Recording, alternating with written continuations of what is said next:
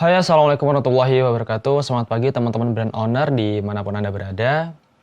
Perkenalkan saya Prasetyo Adi, founder dari Kawakibi Design and Branding. Oke, hari ini kita akan diskusi singkat terkait dengan apa yang menjadi pengganggu utama ketika kita melakukan komunikasi brand di era digital. Jadi seperti kita ketahui, saat ini banyak sekali platform yang bisa kita gunakan untuk mengaktifasi sebuah brand, mengkomunikasikan value dari brand, atau kita sebut sebagai brand activation. Caranya gimana? Banyak gitu ya, mulai dari ketika kita sharing caption, feed, desain di Instagram, kita bikin konten di Facebook, kita bikin konten di YouTube, dan sebagainya gitu.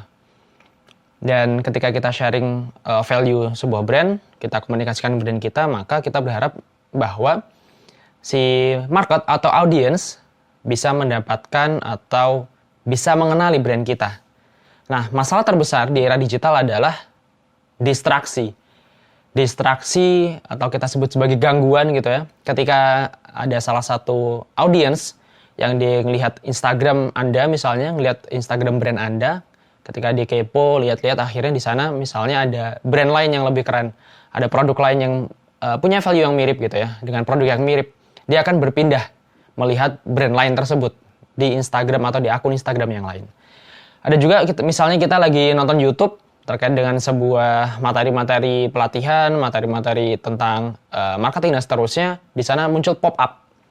Dari atas muncul pop-up pemberitahuan bahwa oh ini ada dari marketplace A, ada marketplace B, dan notifikasi sosial media kayak gitu. Jadi informasi-informasi yang masuk ke dalam benak si audience itu terganggu dengan adanya distraksi informasi yang begitu luar biasa saat ini kayak gitu. Jadi ketika mereka mengakses akun dari brand Anda, misalnya website, Instagram gitu ya, mereka tahu ketika klik scroll ke bawah, akhirnya di sana ada gangguan lain, informasi lain yang masuk gitu.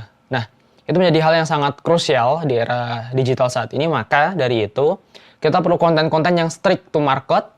Kita perlu konten yang relevan dengan target market ideal kita. Menjaga relevansinya dengan menciptakan sebuah buyer persona, yaitu sebuah avatar gitu ya, sebuah ilustrasi gimana sih customer ideal kita, target market ideal kita tuh orangnya seperti apa gitu. Dari sana kita ketahui bahwa mereka umur berapa, gendernya apa, kemudian hobinya apa, dan seterusnya. Dari situ kita bikin konten-konten yang relate, yang relevan dengan mereka berdasarkan positioning dan USP yang brand Anda miliki.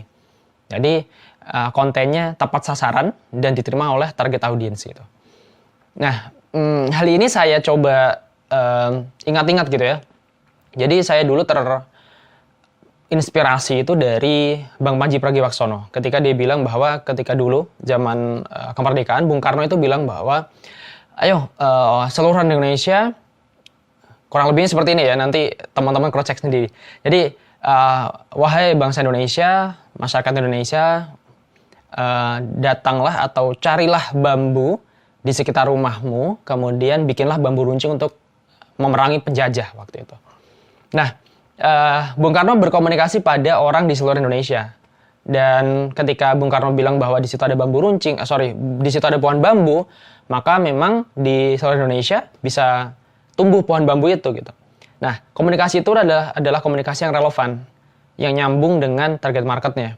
Karena dia tahu, oh orang Indonesia nih, yang dipunya apa? Yang dipunya ya bambu. Ya udah pakai bambu aja dulu untuk memerangi penjajah seperti itu. Sama dengan hal kita saat ini, ketika kita punya brand dan kita ingin mengkomunikasikan brand kita, harus relevan. Kita harus tahu siapa customer kita dan apa yang harus kita sampaikan kepada mereka. Makanya penting yang namanya buyer persona dan penting yang namanya USP dari sebuah brand seperti itu. Nah, ini adalah cara komunikasi yang relevan, dan ketika orang itu melihat konten dari brand Anda, mereka akan bilang bahwa oh itu gue banget. Kok brand itu tahu ya, gue seperti ini, saya seperti ini, kok dia tahu gitu.